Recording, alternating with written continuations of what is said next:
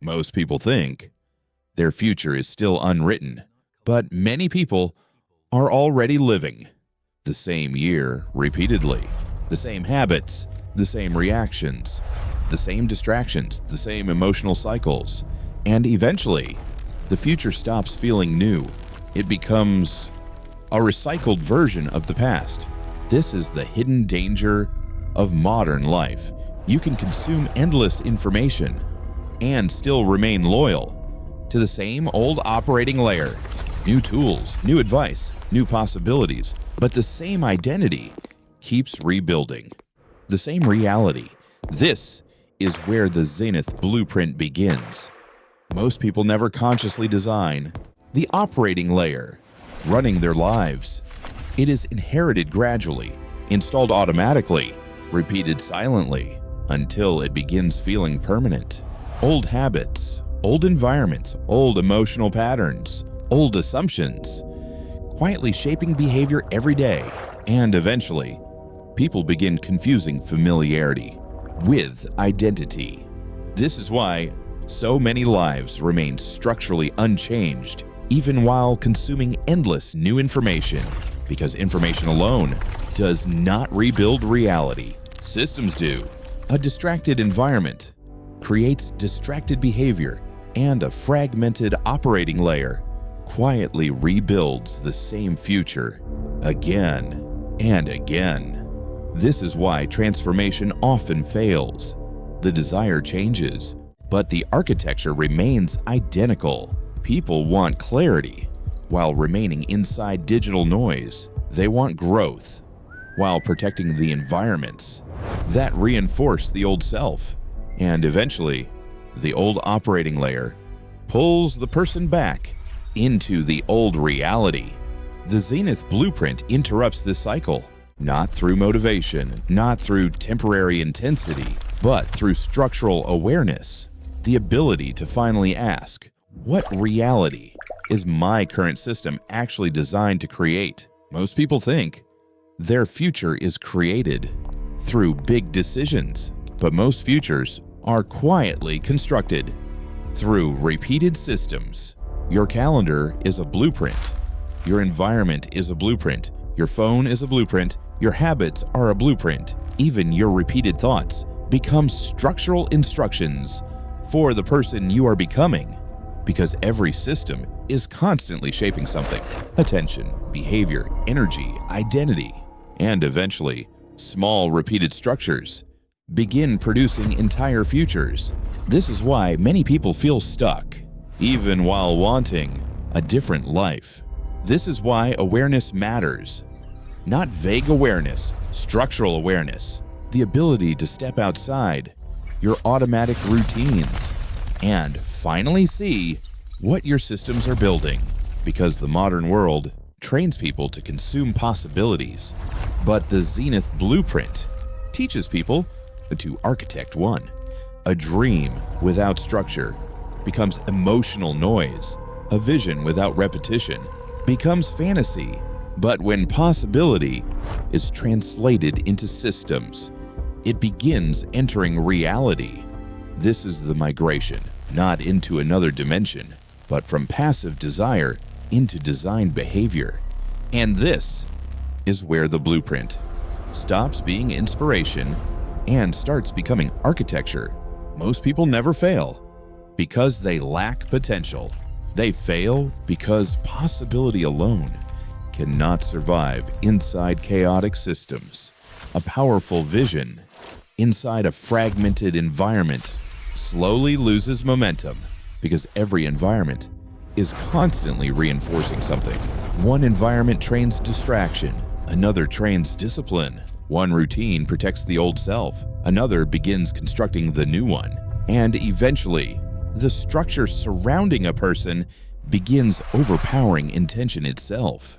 This is why temporary motivation rarely changes lives, because motivation without architecture eventually collapses back into habit. The Zenith blueprint understands that transformation becomes stable only when behavior is supported structurally. One protected morning, one cleaner environment, one repeated routine strong enough to survive emotional fluctuation. These things appear small, but repeated systems quietly shape identity over time, because identity is not only belief, it is repeated behavior stabilized long enough to become self-image, and eventually, the person no longer relies on emotional intensity to move forward. The system begins carrying them, and this is where possibility stops being imagination and starts becoming momentum. Most people believe their identity is chosen consciously, but much of identity is installed gradually through repetition. Every environment installs something. Every algorithm installs something. Every repeated behavior strengthens a certain version of the self, because the nervous system adapts to whatever is repeated most often. Repeated distraction installs fragmentation. Repeated urgency installs reactivity. Repeated stimulation installs restlessness. And eventually, people begin experiencing these installed patterns as personality itself. This is why so many people now say, "This is just who I am." But often, it is not identity. It is conditioning, repeated long enough to feel permanent. The Zenith blueprint interrupts this installation process, not through shame, not through self-hatred, but through conscious reconstruction. One protected boundary, one intentional routine, one repeated action aligned with the future self instead of the past one, because every repeated behavior is casting another vote for the person being constructed, and eventually the installation changes. The old self weakens, the new architecture stabilizes, and this is where identity stops being inherited and starts becoming designed. Most people wait for a dramatic transformation, a breakthrough moment, a perfect plan, a completely different future. But sustainable change rarely begins dramatically. Most people do not stay stuck because change is impossible. They stay stuck because the old system is easier to repeat. It begins through small architectures, repeated consistently enough to alter identity over time. One cleaner workspace, one protected hour, one boundary. That interrupts old behavioral loops. These things appear insignificant, but repeated environments quietly shape repeated behavior, and repeated behavior eventually shapes reality itself. This is why the smallest systems often create the deepest transformations, because every repeated action is reinforcing either the old architecture or the new one.